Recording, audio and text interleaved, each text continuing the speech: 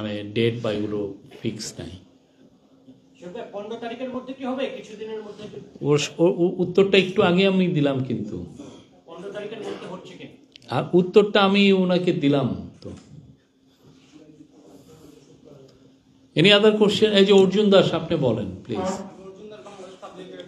জনগণের পক্ষ থেকে আমার প্রশ্ন, বিটিভি এবং বাচক আগের মতো সরকারি ভিত্তিতে কাজ করে যাচ্ছে, সরকার জন্য বিব্রত করে এমন কোন সংবাদ বিটিভি বাচক প্রচার করেন। আমার প্রশ্ন, জনগণের মূল্যবান অর্থে পরিচালিত এই দুটি প্রতিষ্ঠান স্বাধীন সাংবাদিকতা নিশ্চিত করতে সরকার কোনো উদ্যোগ নেবে কি, আর যদি না নেয় অপব্যয় রোধে প্রতিষ্ঠান দুটি বন্ধ করে দেওয়া হবে কিনা, প্রতিষ্ঠান দুটি কাজ কিভাবে? না, পুরো পৃথিবীতে স্টেট ব্রডকাস্টার থাকে, স্টেটের একটা নিউজ এজেন্সি থাকে, এটা খুবই ভাইটাল একটা কাজ করে।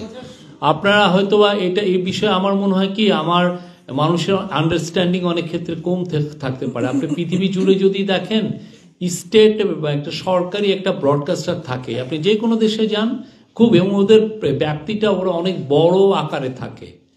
ওদের স্টেট ব্রডকাস্টার একটা মেন প্রোগ্রামিং টিভি থাকে, নিউজ টিভি থাকে, ইংলিশ চ্যানেলের নিউজ থাকে, ভার্নাকুলার ল্যাঙ্গুয়েজের টিভি থাকে, এবং এটাকে সব দেশেই আপনি যদি দেখেন, আপনি টার্কি দেখেন, রাশিয়া দেখেন, ইন্ডিয়া দেখেন, পাকিস্তান দেখেন, ইন্দোনেশিয়া দেখেন, চায়না দেখেন, এরা সবাই স্টেট ব্রডকাস্টারকে বড় করছে।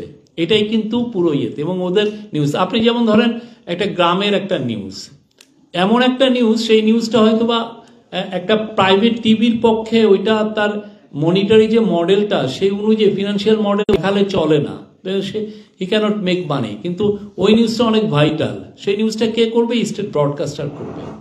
এটার স্টেট ব্রডকাস্টারের আলাদা একটা প্রয়োজনীয়তা আছে।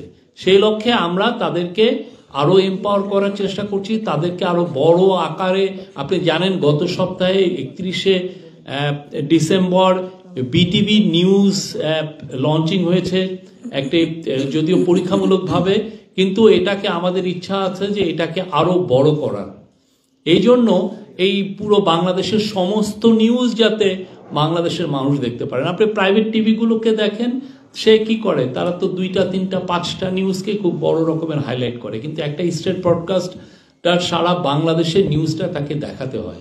সে আলোকে বিটিভি নিউজ, এবং আমরা আশা করি তারা তাদের পুরো মেধা লাগিয়ে বাংলাদেশের মানুষকে খুব ভালো ভালো প্রোগ্রাম এবং নিউজ রিলেটেড প্রোগ্রাম প্রেজেন্ট করতে পারবেন।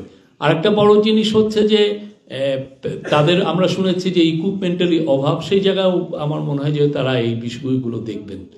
এটা খুবই ভাইটাল একটা জিনিস। আপনি যেটা, আর তাদের স্বাধীনতার বিষয়ে আপনি জিজ্ঞেস করেছেন, সবারকে আমাদের স্বাধীনতা দেওয়া আছে, সবাই তাদের যা যা রোল অনুযায়ী তারা বাংলাদেশের প্রেস ফ্রিডমকে সর্বোচ্চ ব্যবহার করতে পারবেন। আমরা বলতে পারি বাংলাদেশের প্রেস এই গত 5 মাসে যতটা ফ্রি ছিল বাংলাদেশের হিস্ট্রিতে এরকম ফ্রি ছিল না।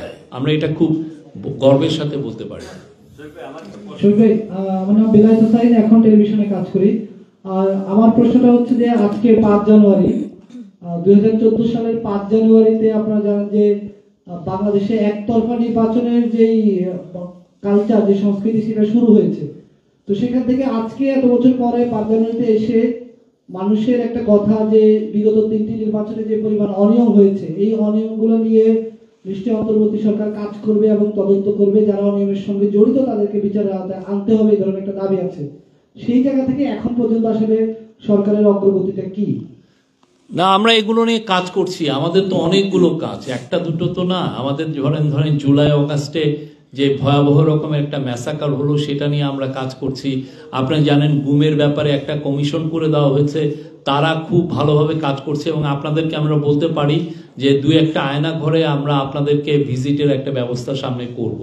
আপনারা যেতে পারবেন কিভাবে একটা কি ভয়াবহভাবে মানুষজনকে গুম করে রাখা হতো, এবং এখানে তাদেরকে, এবং কিছু কিছু জায়গায় দেখা যাচ্ছে যে তারা হাত দিয়ে টেনে টেনে লিখছেন যে আজকে 180 দিন, 250